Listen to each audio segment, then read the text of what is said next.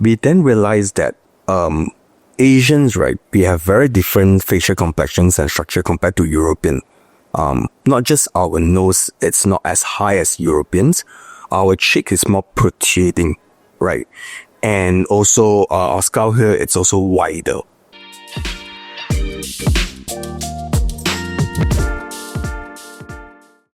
Hey everyone, before we begin this next episode of the Hello Mentor podcast, I just want to say, if you're job searching or hiring, check out hiredly.com.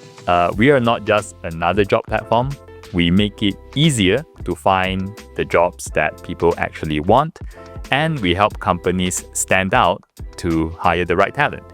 So there's a lot of smart tech and there's a lot of human touch. That's Hiredly. So you can head to hiredly.com and give it a go. Hey everyone, it's another episode of the Hello Mentor podcast. We have Tai Hau with us from Pott Glasses. Hello Tai Hau. Hello, all right. Tai Hau here. I introduce myself. Yeah, just go in this.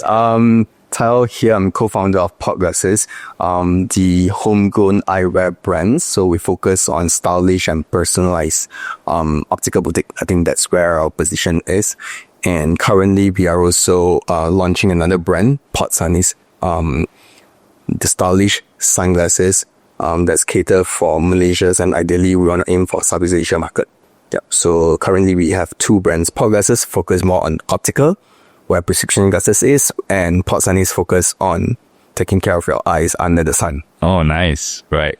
How long have you started this Pott Sunnies business? Wow. Pott Glasses has been around for 10 years, 11 years now, from 2015. And throughout this year, especially towards the last 3 or 4 years, we got a lot of fashion brands or local brands that want to collaborate with us, and the products they want to collaborate with us were Sunnies. No. And hence, I think in our first collab was 2022 or 2023, where we launched Pott Glasses X Delix, right? And then it's sunglasses. That's the Y2K. That's where a lot of people get to know that, oh, that's a local Sunnies eyewear brand, but back then it's still under Pott Glasses, right? Then 2024 we had one more collab, and then 2025 we had 3 more big collabs, PMC, Mara Chakras, and then Bahati on the KL Fashion Week as the closing, the finale show, right? That was the biggest one. So then finally we crystallized everything about Sunnies into Pott Sunnies. So Pott Sunnies is officially established last year, end of September, during our 10-year anniversaries of Pott. And then, so together we launched Pott Sunnies. Oh, got it. Then you decide to kind of spin off its own brand. Yep. Yeah. Oh, nice. And we'd love to hear, I guess, the generally how Pott Glasses is different. Because as you can imagine, I mean, there are a lot of glasses out there right now. Everyone's selling glasses. So it's like a pretty competitive market. So how are you positioning yourself as different from most other brands? Okay, I think for Pott Glasses, we have pivoted quite a lot from our early days all the way until today. How we started, it's because of the passions and the enthusiasm coming from me and my partners. My partner's Hong is my childhood friend. He's an optician by profession. So prior to starting Pott Glasses, he has been in the industry for 7 years. So because they study opticians, and then they started working together, and then so he was the top managers in one of the chain store. So he never wanted to start his own business in the optical industry. And me, I wear glasses since young. Okay. And even before trendy glasses are here, I wear blue glasses, like blue glasses with prescriptions. It's not just the funky one for sure, but with prescriptions. I wear pink glasses, I wear rectangular round glasses, white glasses, Batman glasses, right? And to me, I always love glasses because it's kind of a part of my identity, and it showcases my filling my personality. Then so when Hong got into optical industry, and then I spoke a lot with him, then he introduced me a lot of independent eyewear brand. So that's important because in eyewear, we have like the mainstream one, which is monopolized by Luxottica, Safilo, these brands, or the big brands, right, are private label by these companies, right? Then you have your independent eyewear brand. So these are like either the European brands where they started with, stainless steels and then certain technologies like IC Berlin, Makita, these kind of brands. Then you have Japanese handcraft brand. So like Masaki and all this. So I suddenly realized that no, eyewear is not just Ray-Ban and Oakley and this. There are also other brands with their unique distinctions. And then when I went to Europe 2012, 2013, 2014, so I went to Europe, I saw that the professionals in the Europeans actually wear really, really unique glasses. And I still see this in our recent trip in Milan, which hopefully I can speak about it later.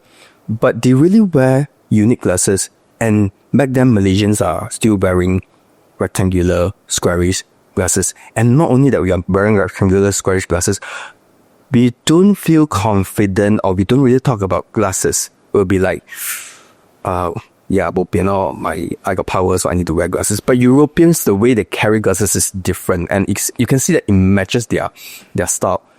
Then I spoke to Hong, I asked, how come we don't have this, blah, blah, blah, blah, like all these glasses in Malaysia? Then he talked about European fitting, he talked about the pricings, the varieties, right? Right. Then I say, oh well, then we can bring in these cool glasses. There's a gap in the market. So like cool glasses, and hence we instead of starting an optical store, we started as an eyewear brand. Right. Yeah. So, and guess what does Pott Glasses stand for? Oh, well, What does that? so we wanted people to feel okay and smart about wearing glasses, right? So we thought, why not we borrow the name from the fictional character Harry Potter?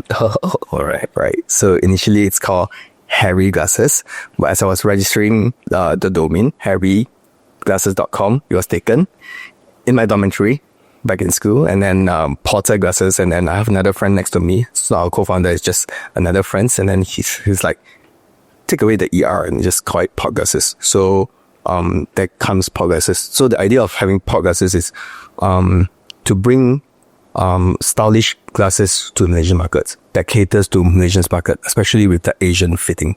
Yeah, so that's where we first started. Right. I do remember seeing your one of your earlier websites last time, and it's funny you mentioned like Harry Potter, because I remember the style was very like I don't know what you call it, like a very elegant, Ivy League-ish type style of glasses. Yeah. Right. Because I got inspired a lot by the Europeans cultures and approach in glasses. Oh, I see. Right. So that's how it kind of began. And at the time, so you mentioned in your dormitory, so you started this while you were still at university. Yeah, so back in uni, there is this very strong startup culture. Back then, 12 years ago, there's a shift from blogspot.com to domainbrands.com, right?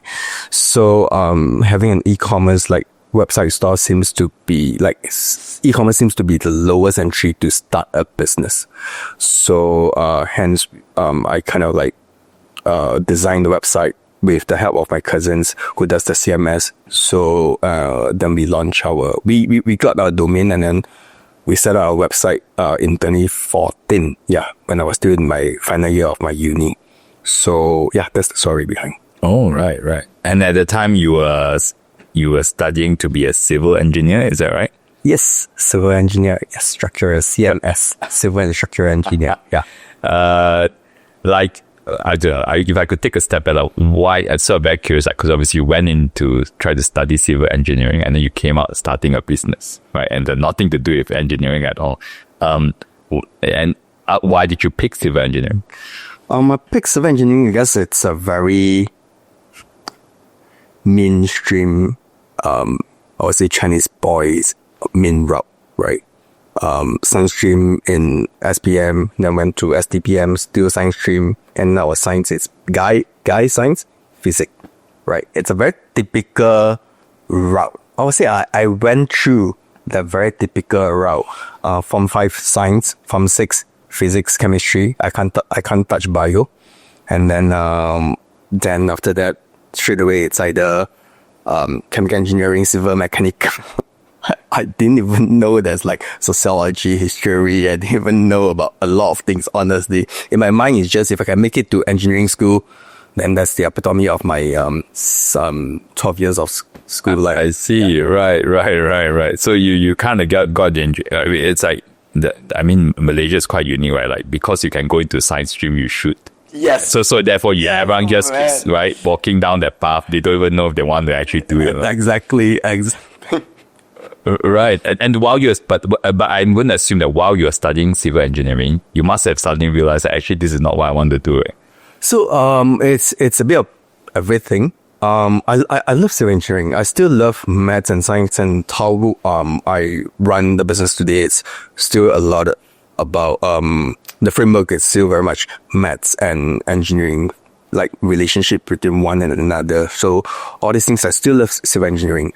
I think the drawback is one is very competitive in my school environment. And second is I couldn't land an ideal job. And also, and back in Malaysia, geotech wasn't, so I'm better in geotechnical, which is your MRT, your excavations, like avoid water sewage and all these things. So I'm better in that rather than structural, right? So, but it was not as appreciated on value compared to overseas.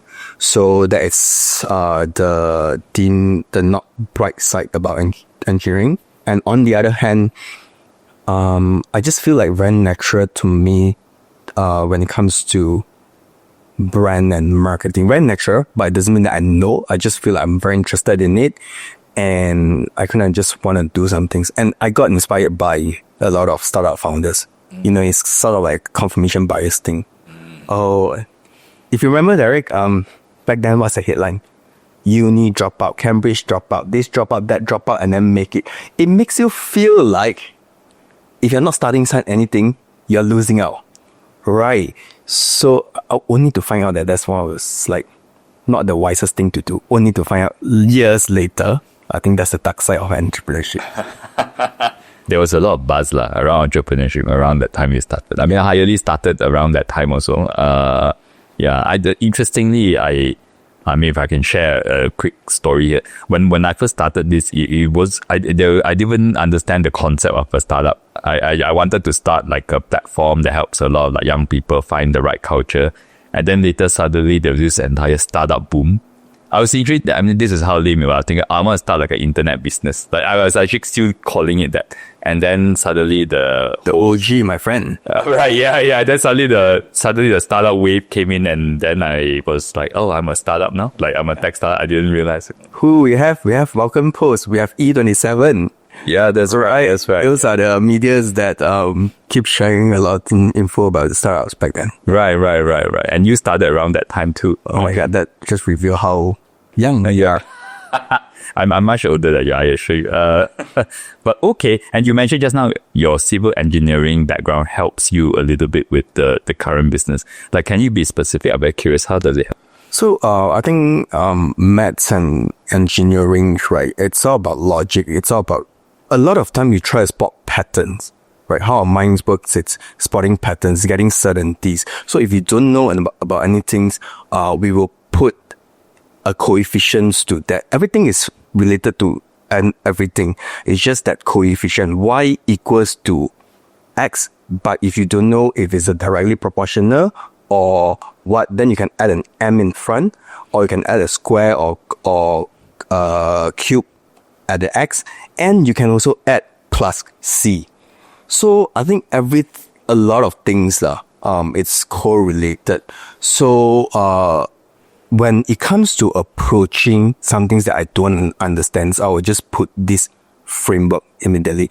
And as we, so the first thing when it comes to tackling business issue is, what is the pattern that I can spot here? And what is the fundamental logic in here? Because there are a lot of noise on the business, right? And whether you run ads and everything is just, okay, funnel, marketing funnel, it's logic. First you have top funnel, then bottom funnel, then you optimize this funnel, then you hit your certain constraints or resource constraints or physical constraints, then you move on to the next one. So that is how I approach business operations side. Not so much on the brand building, but business operations side. Like, keep looking for the constraints and try and see. Yeah. Right. And so it helps you sort of piece together this entire thing in a very analytical way. Very much. So there's this thing called system architect or something like that, right? Architect, yeah. So you kind of like try to see from the big picture. Yeah. Right. Interesting. And then sounds like you're quite involved in digital marketing and all that. Oh, yes. So actually there's a background story to this is because, so when I proposed to start this with Hong, my business partner, I will take care of marketing, branding, and BD, and he takes care of supply chain, finance, training, and operation, right?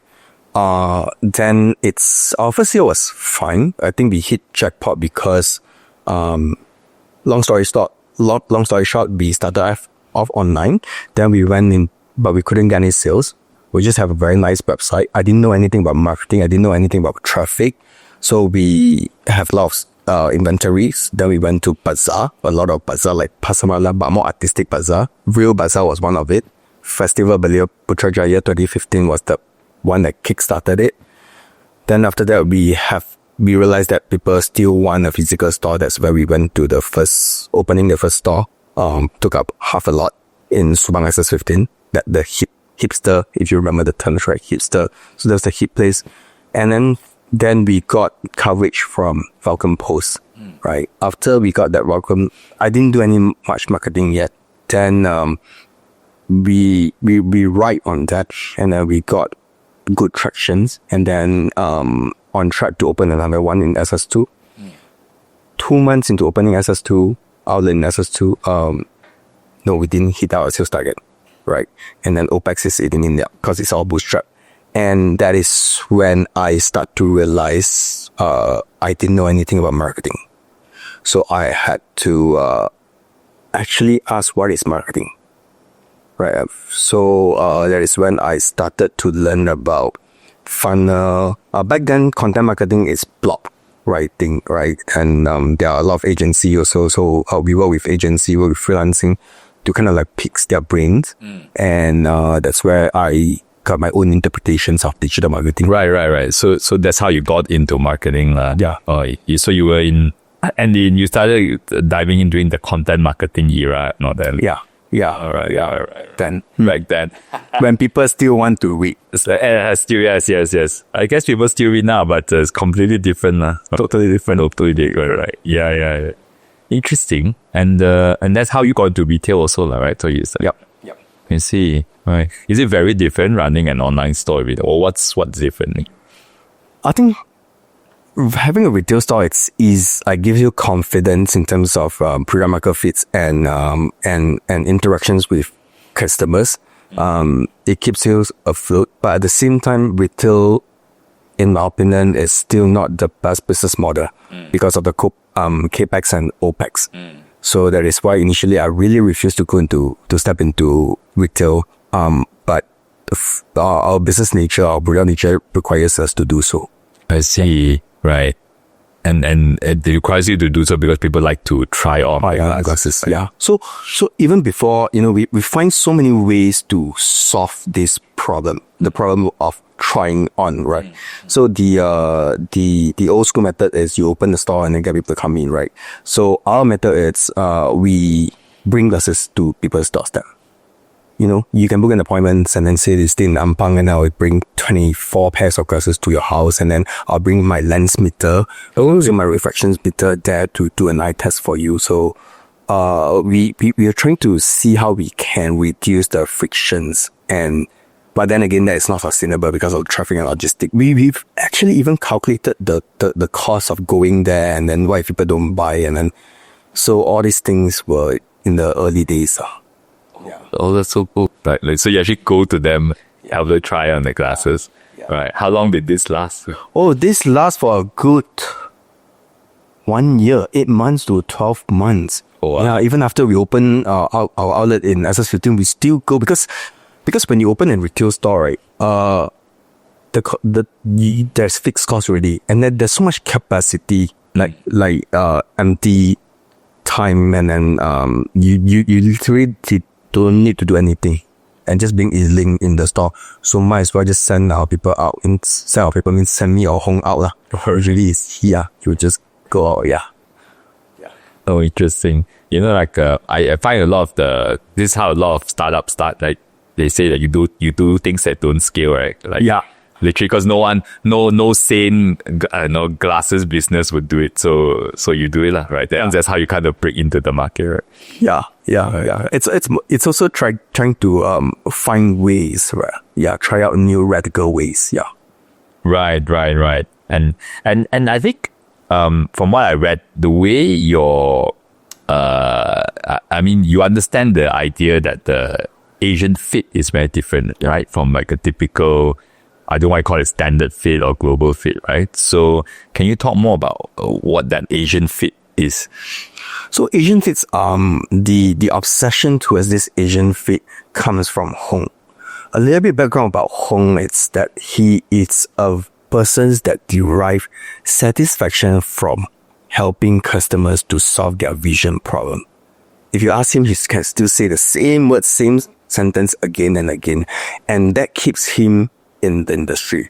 So then how does he make sure that he solve customer problems and customers are satisfied? One of the thing is to find the glasses with the right fitting.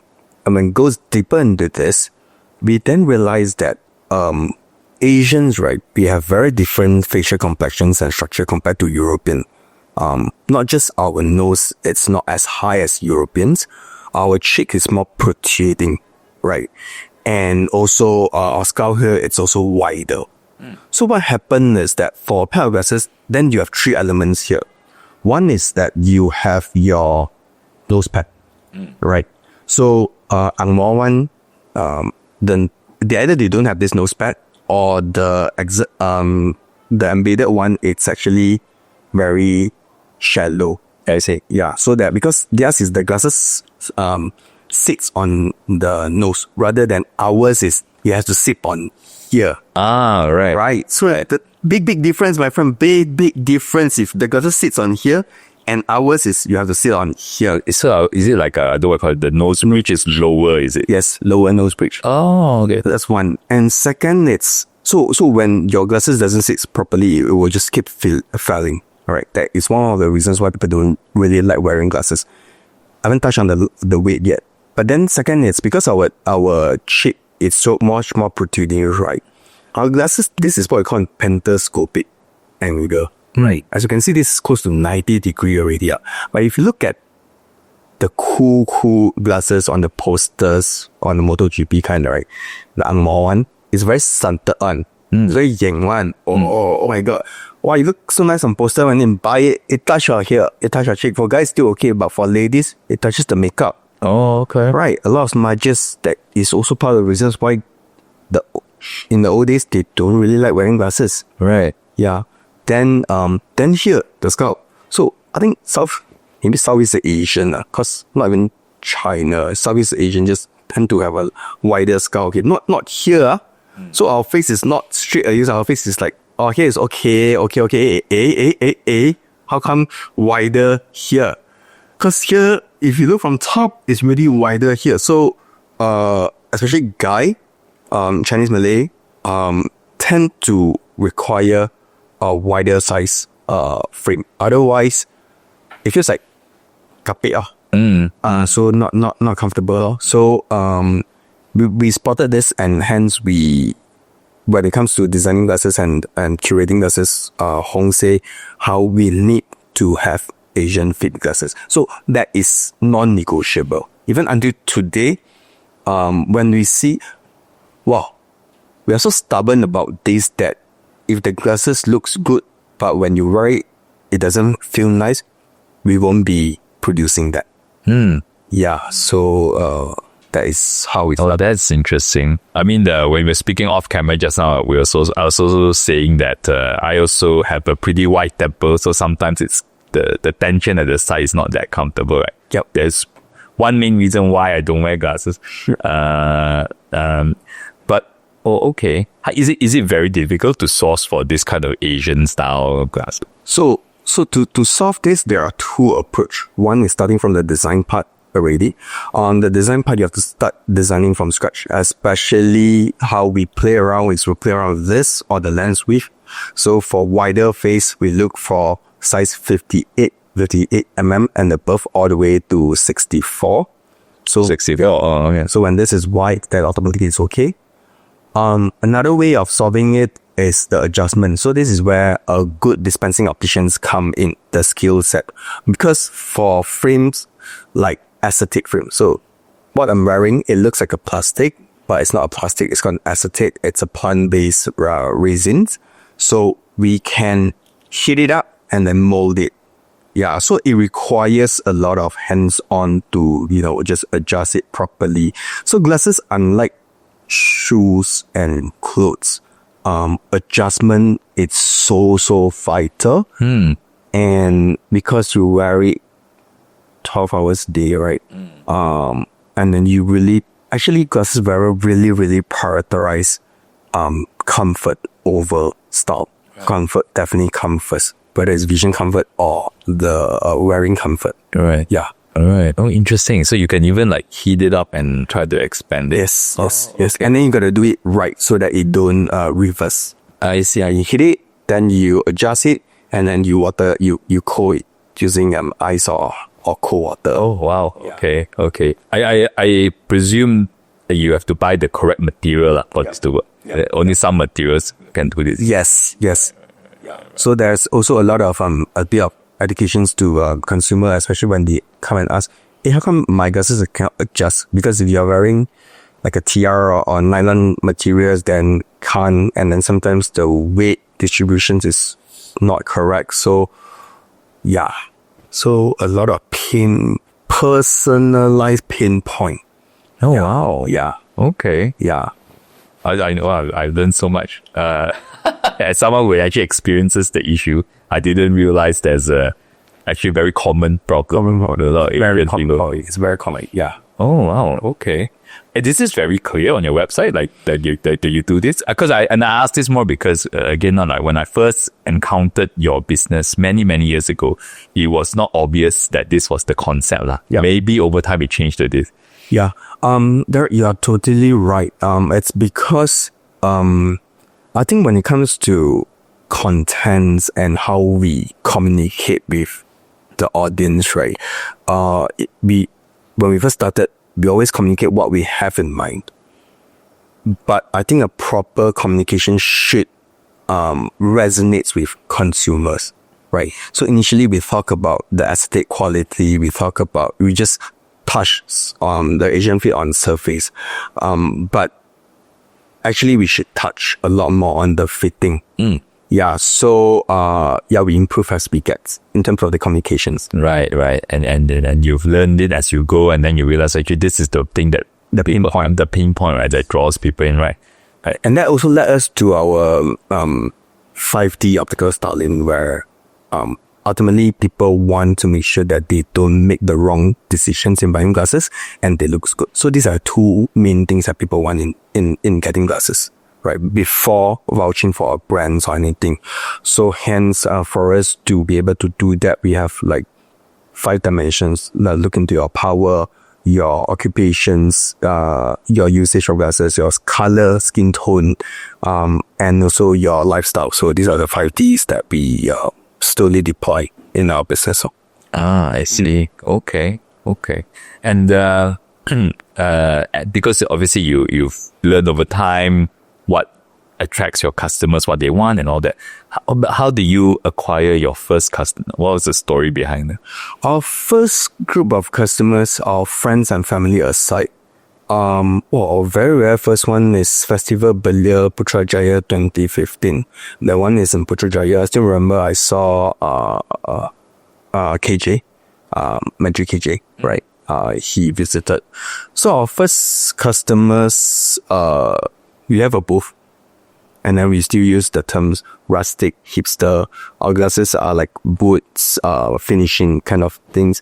And then he came in, a young Malay couple came in and then see that, oh, this is a local brand and this glasses is very unique.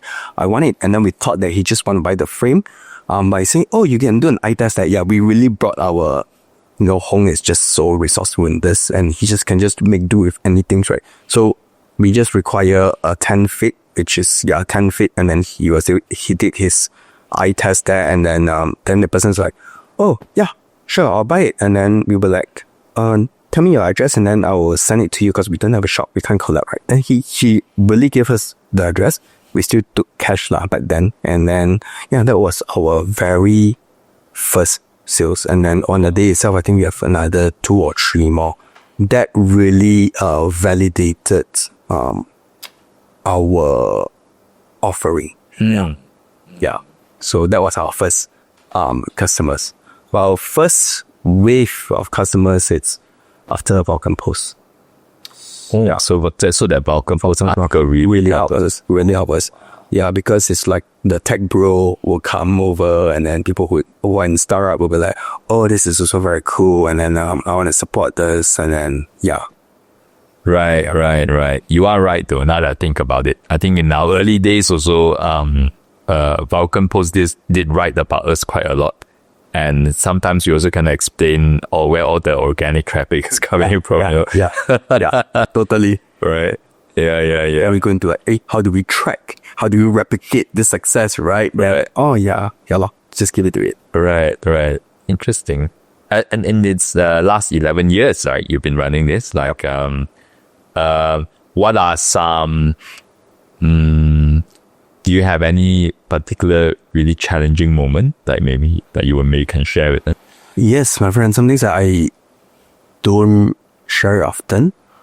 I think maybe I don't really want to revisit it, but I think it's also good to share it publicly, like now.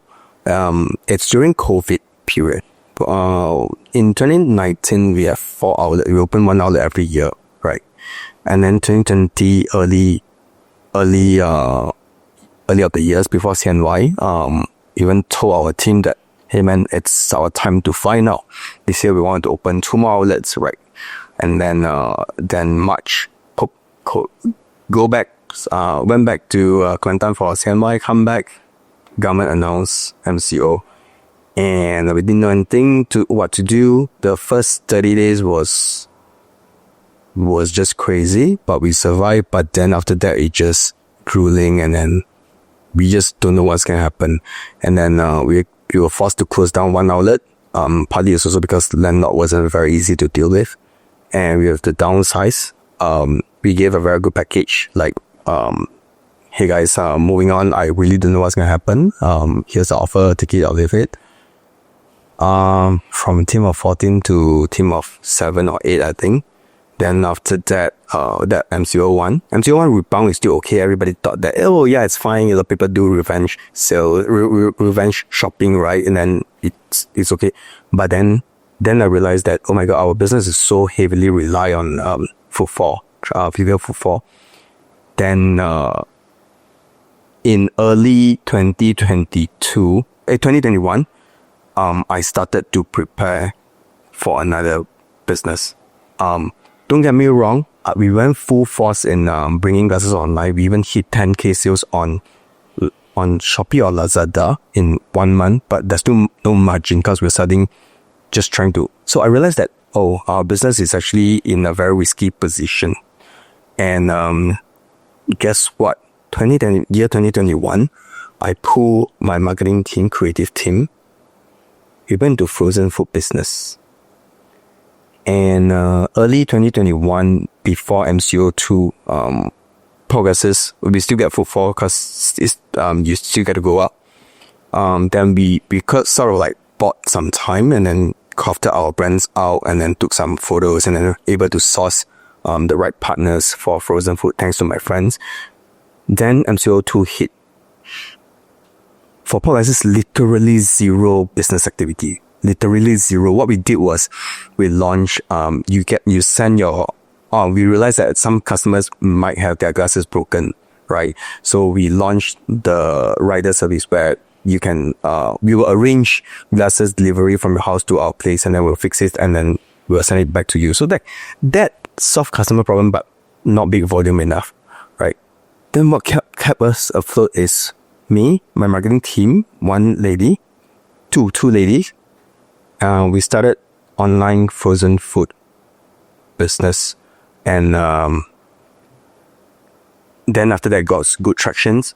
And just imagine that every day we have to buy ice and then pack and then while doing CS, right? So then we've hung together. So and then it just kind of lost everything, my friend, right?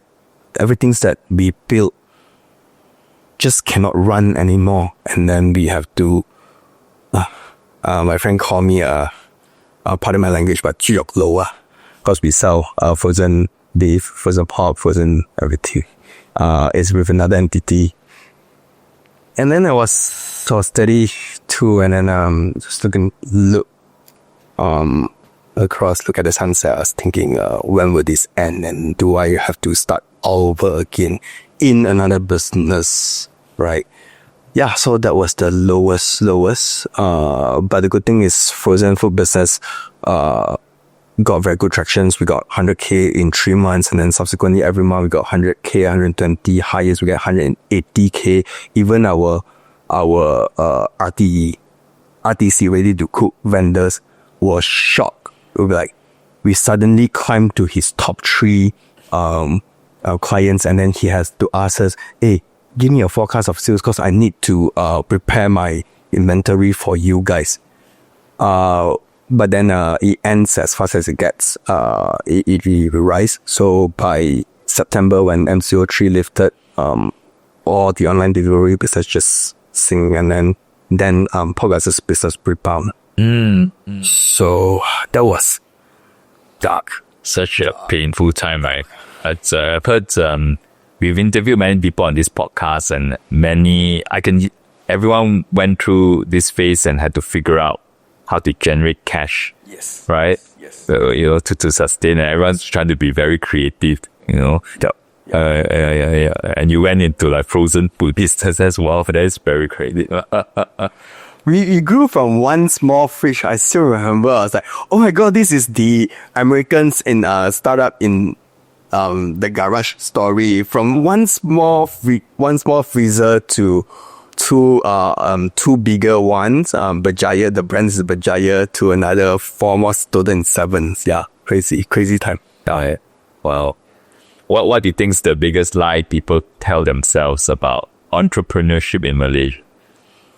I think people think that entrepreneur confirm make big money.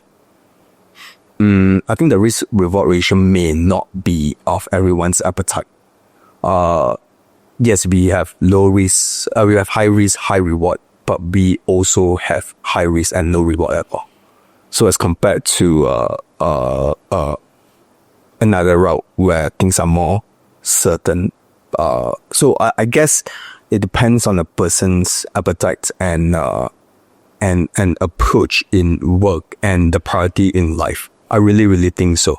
So I guess entrepreneurship, it's only for people who couldn't sleep for not doing that thing, who cannot sleep for not doing that thing. Other than that, if you can sleep, then maybe don't do entrepreneurship. No, I know exactly what you're saying. I guess for most people, it won't make sense for them to go through life this way. Yeah, at the risk of, making very little money is one thing, but making nothing is very, very possible. Losing money, right? It's also very possible, right? Yeah. Right. I guess that's the thing. Yeah. So, sometimes I'm always in between, try to inspire more people to start a company, or should I like, you know what, it's like not for everyone. Yeah, really, really not to. And the Pott Glasses as a brand, I do feel that it's quite, I don't know what's the right word to use it. You do have some kind of upper class kind of feel to the brand, right? How it was this intentional? How do you maintain it? Right, I guess it comes from our initial understanding about business. It's that you want to solve higher end markets problems, right? I think a lot of people talk about this. So that was my initial understanding about this, and it also feels like coherent with our aesthetic, with our brand, our personal choice. So it feels very natural to go into this market. Yeah. So that is our initial things, and we still keep it. I think the hard thing is to really maintain it. How do you maintain that? You want to look into the USP. Constantly make sure that the USP is still relevant. That there are times where our USP wasn't relevant anymore because we didn't dive deep enough. So constantly need to do that. Speaking to customers. Well, really need to speak to customers to understand that are these still relevant? Like I tell people, people want to study glasses, but what if our customer don't say that? No, study glasses don't really matter to us. So like just pivot to find the right USP, adapt accordingly. That's one. And also, what's the second one? Yeah, what's the second one? Yeah, that brand positionings. Yeah, that brand association thing is also something that we keep looking into, because we want to make sure that people who buy certain things also buy Pott Glasses, and they feel like that's relevant to them. Right. So because ours is in the consumer market, so consumers is very individual. I see. Yeah. Right. Did you train your retail staff different? Are they more like, as in, are they behaving more like a stylist, or do they sell, or are they different from a typical glasses business? Yes. So for our team, I think there are a few things that we look into. One is definitely the dispensing, the refractions, that personalized service, right? How to properly fit the glasses, not just the eye test, but fit the glasses. So that is taken care by Hong. Then we have styling training. Like recently we got Koreans to come and certify our stylists as a certified color analysis. Color analyst, yeah. So we even got that certificate from Korea. So so they are good in styling. And third is commercial awareness. So this is also something that we train our team. We do have trainers coming in to talk about, how do you track, or how do you know where your customer coming from? And it's not just customer come in and serve it. So we also talk about different metrics to our frontline. So our frontline are actually more equipped than a lot, because when we get branch managers from other industry or other store, to our surprise, they don't know a lot of metrics. And we thought these are the metrics where managers would know or frontline would know, but then only we realized that, although these things are normal in our company, but it's not normal in a lot of company. Right. Yeah, because in a lot of companies, like manager is just to make sure the operation is smooth. Right. Yeah. Right.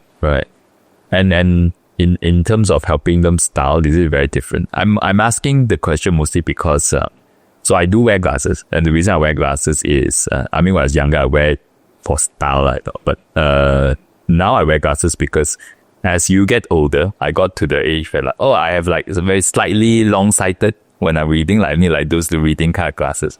So I remembered when I discovered this, so they tested my eye, right? When the doctor tested my eye, and I said, okay, I know what kind of power you need for it. That's okay. And then say, go pick a frame.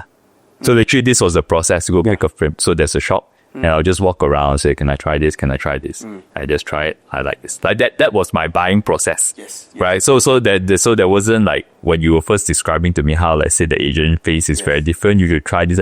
Yeah, I did not, there was no one to sort of like guide me in this way, which I was just surprised. Really, I never thought of it like that. But this not, but it's, even when I buy like, like sunglasses and stuff like that, the process is just you walk in, you say, can I try this? Can I try it? Where? Oh, okay, I like it. Like it's really, really like that. Yep. Yeah. So I think back to that fundamental needs, right? It's as a consumer, we will wish to be spotted. We wish to be guided, right? So you still can get this in the mums and pops store, but not in store with multiple chains. Right. So I think what we do differently is we ensure that in every of our outlet, you get to experience this. Because we drew reference from Aesop and Kills. So if you go to Aesop, like, even though there are so many outlets, right? You walk into every outlet, you still feel that personal touch, which is actually a standardized process. To ensure that you get to wash the hand with the soap there, right? It feels personal on a larger scale. So I think that is the thing that we refer a lot and we learn a lot. Yeah. Right. Okay. So you try to train your team to have some kind of process that's pretty different, right? How do you feel? I mean, because it's so crowded, right? Like, do you feel a lot of pressure competing with so many giants in the market? It is, man. It is. Especially, I think the truth is, for a lot of products, innovations will reach a plateau. Whatever you can do in terms of a product perspective, a lot of people can do. I think nowadays to come up with another product is just not that difficult. So we need to find then what's our next edge, then what's our mode, what we can do, and then what is compounding. Right. So, and this is very much into a consumer thing, consumer brands. Because to be honest, a lot of products can look very similar, and why do people want to buy from you? Actually, there's a reason why people want to buy from you, but you just couldn't get the words from them. And then you need to keep asking, keep drilling, and then keep trying. Yeah. So for one is, people want a sense of belongings for SM brands. People don't want to regret for a choice. But they won't tell you things like this. So you need to like really figure out how do you go around these things and then build on that. And then again, these are not the sexy thing. It's not like, oh, my product, I can do like capture image from here. That's why people buy from me. It's not this kind of sexy story. So a lot of it tends to be overlooked. Yeah. Right. I suppose brand is a very important mode for you, right? Brand. As in like brand. This everyone, I mean, there are many different, you can find many different kind of glasses out there, but you just need to create this sort of trust, right, with your customers. Exactly. They have a certain expectation and like they know you meet it. Exactly. I really love your approach towards brand, because brand is simply a promise that you fulfill, right? Be it big or be it small. As long as you fulfill that promise, then that brand belongs to that promise. People who use that brands are people who want that promise to be delivered. Then only you get to build your raving fans. Yeah. I mean, these days, I mean, especially for us, like we are like a online platform. I do find that same, I guess, even for products, a lot of features these days can be replicated by everyone. It's just that your mode is your brand, like do people trust you or not to deliver a certain quality consistently to them. Yes, that is so on point. You see, consistently, just imagine across 9 outlets, and then today I tell you personalized, and then you walk in, and then across our Sandy's team, right? If one of them doesn't meet the expectations, right, then we kind of jeopardize the whole thing, right? Yeah. So I think that is the tough part. Right. Yeah. I'm very curious because you said your name came from Harry Potter, as in Pott Glasses, right? So, do your do your styles tend to veer a little bit more to like a male kind of style, or no? No. It's just the characters of wearing glasses can be someone who is smart and confident enough to be in glasses. Right. Do you find that let's say the females prefer, let's say, contacts, let's say, instead of wearing glasses? Is this a common issue, or no? Is that changing? It's changing. I think partly it's also because societies are more accommodating towards female wearing not wearing glasses. Yeah. So for females to wear glasses, society is more accommodating. Plus, I think a lot of people wear glasses for work, and work can be work from home and semi-casual, semi-formal now, right? So females also start to switch from contacts to glasses, or at least shorten the time of wearing contact lens. Right. And that's a trend. Because when we first started, female come in and say, I wear contact lens for 12 hours. We'll be like, no, that's the very reasons why your eyes are dry. Right. And then we can't change them like completely, right? We'll be like, how about you just wear 6 hours, and after 6 o'clock, then change to glasses. So that is the shift up. Yeah. I mean, like, I do find recently, the more in general, not just ladies, like guys, they used to wearing glasses. Sometimes a lot of them wear it for style, whereas in the past they seem to avoid like the idea of wearing glasses. Like, if you can wear contacts, you wear contacts, something like that. Thanks to Gentle Monster, seriously, hats off. Without Gentle Monster, the Korean eyewear brands, people wouldn't be so accepting towards this. We start to realize that, eyewear is really becoming eyewear. Last time it's glasses, now it's really eyewear is really serving its need. Yep. Right. Interesting. And throughout your journey, in the last 11 years, did you ever feel like you didn't belong as an entrepreneur, or, I feel like I don't belong in retail. I feel like I don't belong in retail. Yeah. I feel like I don't belong in retail. Because you just don't have any experience in retail, and especially the practice, right? Your operation managers, you're hiring your retail staff, the language that the retail staffs are speaking, it's the long hours of working in retail, right? I felt like I didn't belong. But then at the same time, I realized that we are crafting our very own way of retail. Yeah. So. Right. How many retail branches do you have now? We have 9. Yeah. 7 in Klang Valley, 1 in Johor, and 1 in Penang. Wow. Interesting. I mean, 9, that's quite a lot. Right. And even though you feel that sometimes from a, OPEX, CAPEX point of view, it may not make sense, but you still believe this is the correct way to distribute your product. Yeah, for the past 4 years, but not now. Oh, okay. All right. That sounds good. And so you say you're in Penang also, you have a branch? Yeah, right.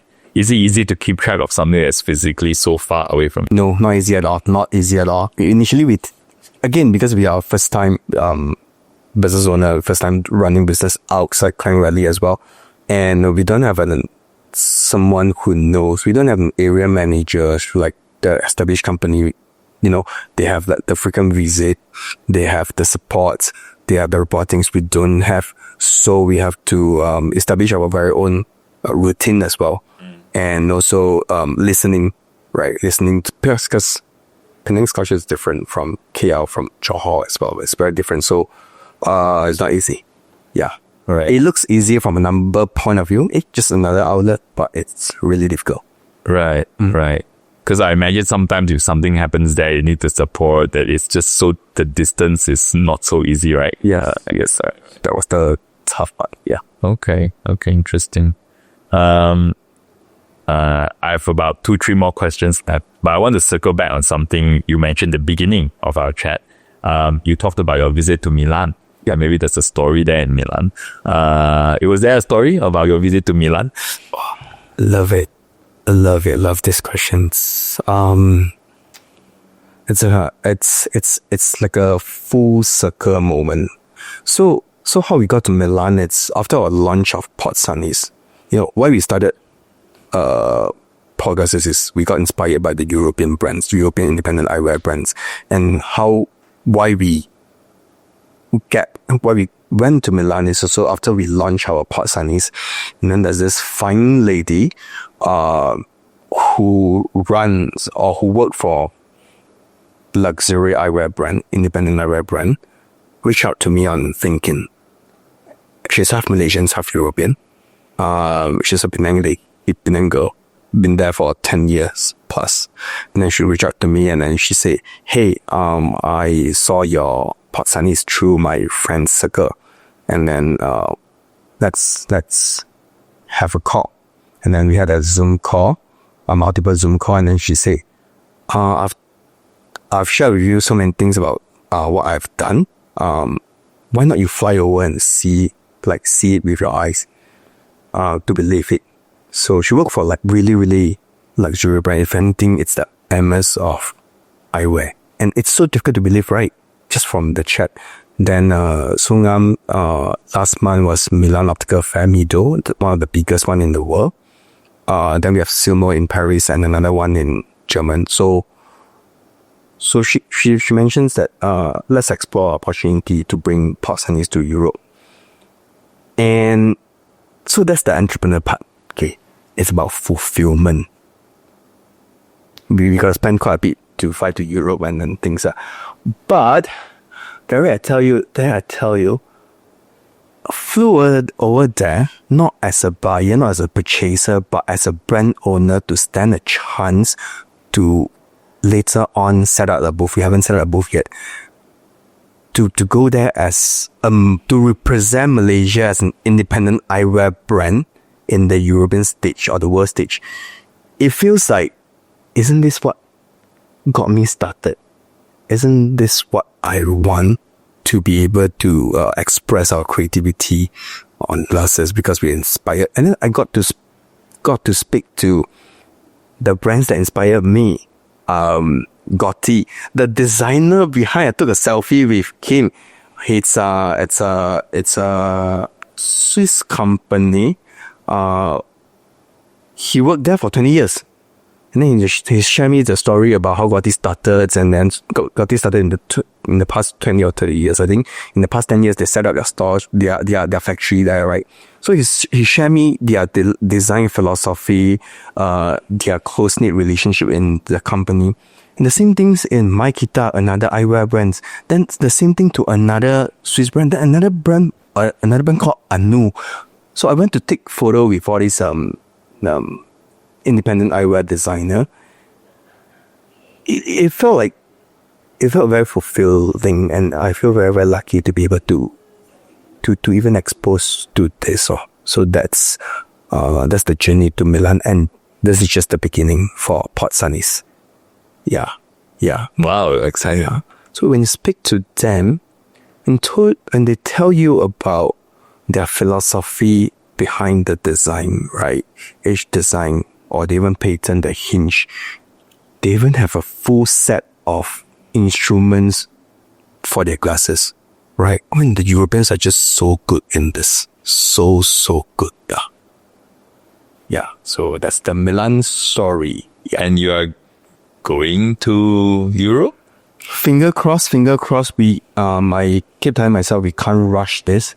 I think in the world of business, it's all about scaling, go fast, right? But for this one, as a brand, we decide not to do it that way. We decide to go it slow and steady, and to find our product market fit, to find the first pool of customers, to build a community there, and then to constantly uphold to our brand belief, which is we design, you define, because it's a customized Sunnies with customized charms. Like, we are the only one in the world to do this, because when we went around in Milan, we also don't see anything of this, which is why the lady says, she spotted these opportunities also. Oh, wow. Okay. Uniqueness is one thing, but whether people like it or not is another. Let's still gotta stay very grounded on this. Sure. And of course, if starting in Penang, it has challenges. Starting in Europe will be very, very different. Yeah. No, but it's great that you have sort of some access to that market, or some experience working with that market. Yes. So lucky. So lucky. Oh, just so many things. Yeah. Yeah, amazing, right? Would you last two questions, right? So apart from Malaysia and let's say maybe Europe, would you expand out Malaysia one day? Like, would you think about Singapore maybe or Thailand as a close neighbor? So we have Pott Glasses and Pott Sunnies are two different business nature and category. Pott Glasses started as an eyewear brand, has slowly morphed into a retail brand, while Pott Sunnies, it's a pure product brand. Right, it's sunglasses, so it can be sold on e-coms and also on distribution ship. What we will not scale as of now, unless we have any partners, we won't scale retail Pott Glasses outside Malaysia, right? Because of capex and know-how in market, and it's just the capex are just very heavy. But we definitely see Pott Sunnies as a way to go out of Malaysia through distribution ship or through online marketplace. Yeah. Okay. And last question. Do you have a personal motto, something that you live by? Yes, that would be grateful with what you have while fighting for what you want or chasing for what you want. Yeah. I guess it's a constant reminder that staying in presence is very important, because there was a period of time where I kept chasing, and then when I look back, I kind of forgot what I had or the moments I had in my younger days, right? And I think this statement, it's just to remind me to be present, because sometimes the time is not right, so you don't need to force it. Right. So when it's not the time to scale, then look into other parts of my life, like health, families, and trips, maybe holidays, right? Experience compound. And I guess that's my motto. Yeah.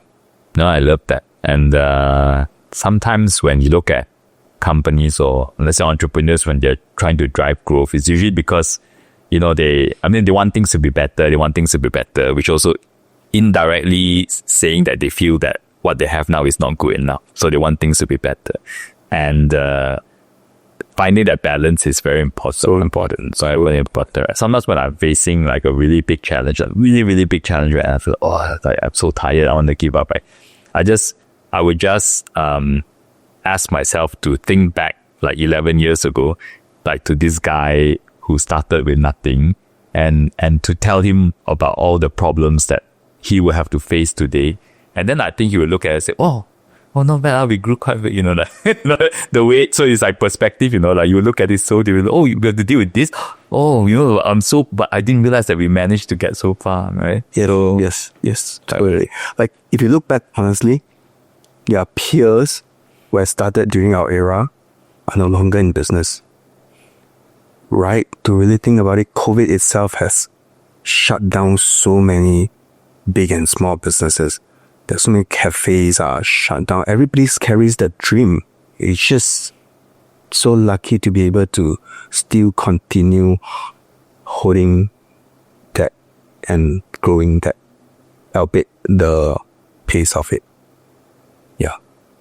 Yeah, love it. Yeah. And with that, Tai Hau, thank you so much for joining us today. Thank you so much. Thanks for having me. Yes, it's a very good chat, and I'll definitely go check out your Pott Glasses soon. Hopefully can find something that fits my face. I try to make it a point to support every Malaysian entrepreneur, like personally. So I would, and I'm also really excited about your growth. I hope we keep growing Malaysia. Never know, maybe Europe one day. Hopefully, finger crossed. Thank you. Take it. Right. Awesome. Thank you.